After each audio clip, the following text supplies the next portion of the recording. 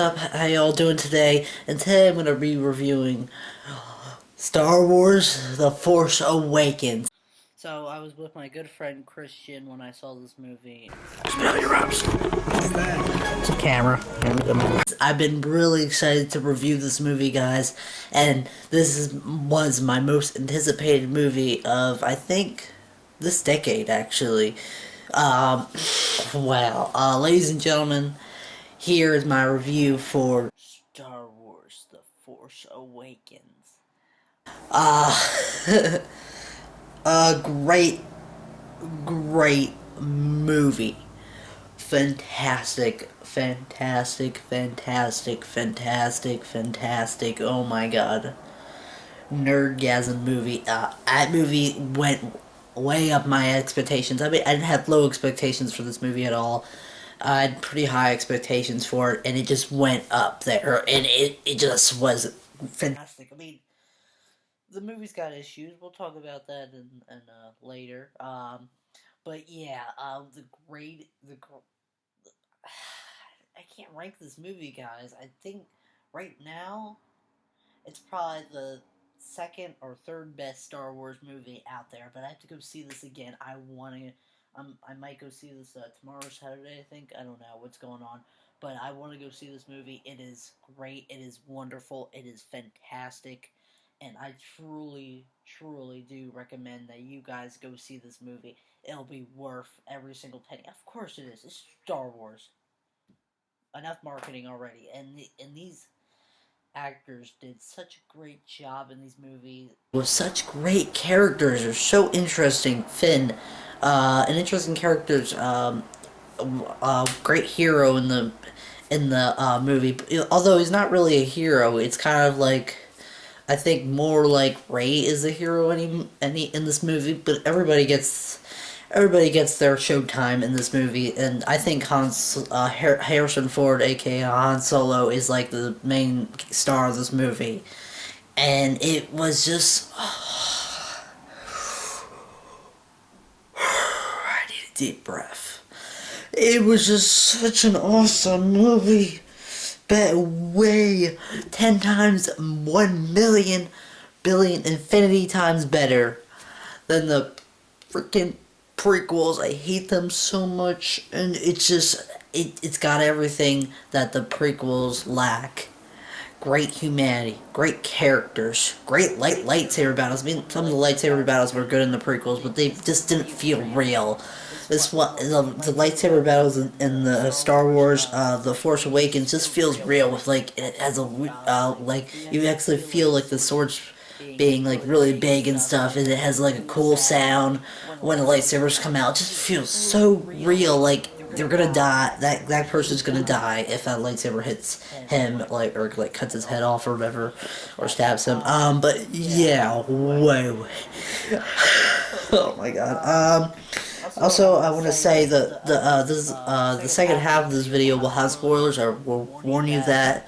I get into spoilers, but right now I'm going to talk about how I thought of this movie.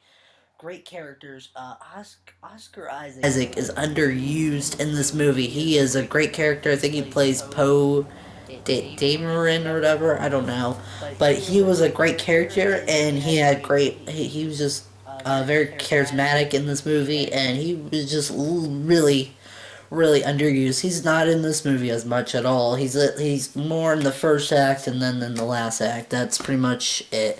He's not really used that much, and I hope he's used more. And from what I heard, his character is like the greatest X-wing flyer or whatever in the Rebellion or whatever, Rebellion Galaxy, and that's just, he was underused in this movie. All the characters were great. Like I said, Rey was good in this movie. It just had so many nostalgic vibes to it. You see the Death Star, the original Death Star in the sand or whatever. You saw that from the previews. I'm not spoiling anything.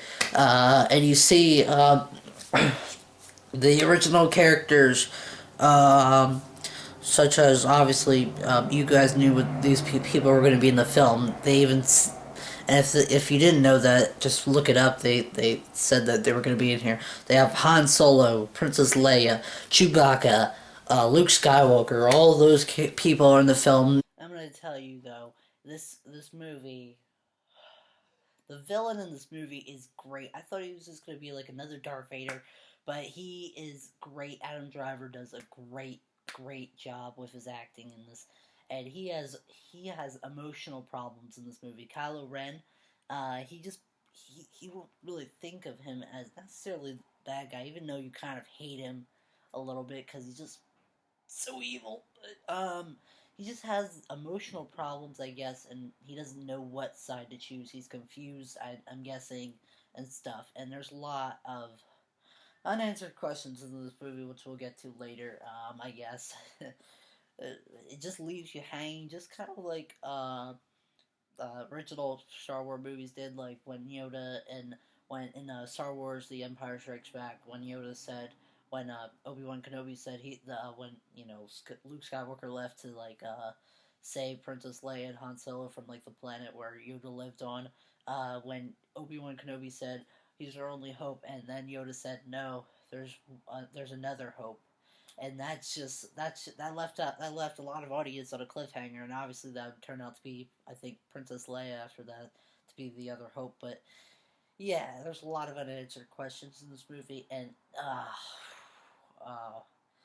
it is just a fantastic movie, wonderful, and you really, really love these characters in this movie. The characters are a big thing about Star Wars, mostly. Not in the prequels, because prequels they suck, obviously. But in the original movies, like 4 through 6, and then this movie, it just they all had great characters. It's what makes the movie so great, and the story is really great. Even though it kind of has some familiar plot points as the Star Wars original trilogy, kind of, which is a little bit disappointing. Kind of more like it seemed a little bit like a New Hope, kind of. I'm gonna get into that with my spoilers. Yeah, it's a little bit like that. Kind of disappointing. It's kind of like I don't know. It's kind of like Marvel using their movies again. You like if you saw Ant-Man, you could say that it was exactly like Iron Man, which pretty much absolutely was. And I already just recognized I didn't even really watch any reviews for these movies, and I after I saw the movie, I recognized that error, and I saw some reviews in it, and they pretty much agreed with what I said. It really is really a little too familiar with A New Hope, and yeah. All right, so these are my spoilers, guys. So we get to the spoilers. So yeah, let's get started on that. Okay, so of course, there's another Death Star built, a new kind of a Death Star related. I forget what it's called. I think it's Death Killing Star. I don't know planet, but it's like the Death Star, but way bigger. And I don't know why they built that again. I don't know why they built that in Return of the Jedi, because it got destroyed. All the Death Stars got destroyed twice, and it just follows that familiar plot point of A New Hope, where they destroy the Death Star, take down the bad guy and stuff. It just seems really familiar when it gets to the Act 3, which is kind of disappointing though. It's kind of like the writers were lazy, and they're like, okay, we're gonna take the Act 3 of Star Wars and put it in this movie. Yeah, I guess they tried to be nostalgic to us to do it, and the most shocking moment to me was when Han Solo died. I mean, I guess you kind of got to. I guess you kind of knew this was coming though, since I guess Harrison Ford said he did want to die in the episode 5 or 6 or whatever, and I guess you kind of went into that, but I was a little bit surprised. But at the moment when I saw Kylo Ren and Han Solo, I knew he was gonna kind of die in the movie. Um, I knew he was kind of gonna get killed. I'm like, Han Solo, don't go on the um, on the don't go near Kylo Ren. Don't, even though it's your own son.